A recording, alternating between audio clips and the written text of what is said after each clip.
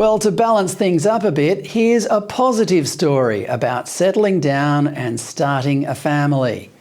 You may not have heard of Alex Cooper, but a lot of teenage girls have through her podcast called Call Her Daddy. 2 years ago, Cooper signed a 3-year, $60 million deal with Spotify, and she quickly became the most popular woman on the platform. Here is how she described the content at the time. It was amazing. It was very out there and raunchy and wild, but it was raw, and we were basically having conversations that were challenging the patriarchal playbook. And so at the surface level, you would go and maybe listen to Call Her Daddy and be like, oh my gosh, this is wild. These girls are having these crazy conversations. Underneath it were themes and tropes about empowerment and confidence. The podcast was essentially Cooper and her friends, all of them pretty gorgeous, getting drunk, taking drugs, swearing, being promiscuous, and celebrating the vacuity of modern life, especially for good-looking young women.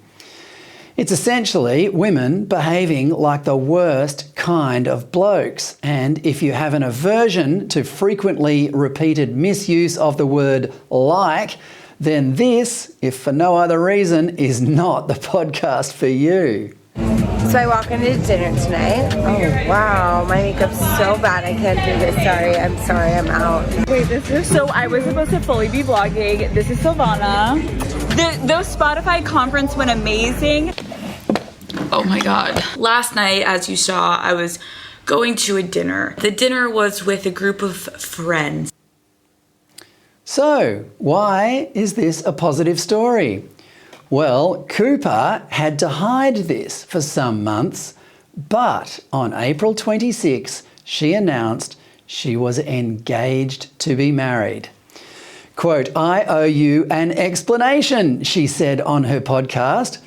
"I just always was like questioning everything in my life. I just never wanted to conform. Marriage to me was not something I dreamed of."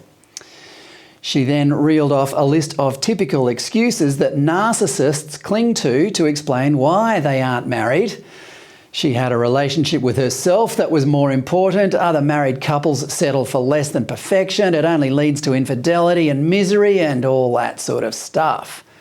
But having realised she wanted to have children with her now fiancé, her attitude to marriage changed. And she has publicised it right across her platform. Her cynicism about the institution has now totally disappeared.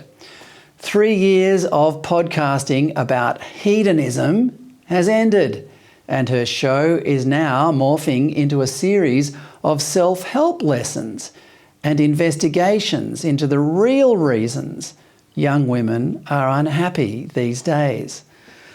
Maybe one day she will be honest enough to admit that her podcast was one of them. Hopefully her own marriage will be proof that real happiness is found in the opposite of what once made her rich and famous.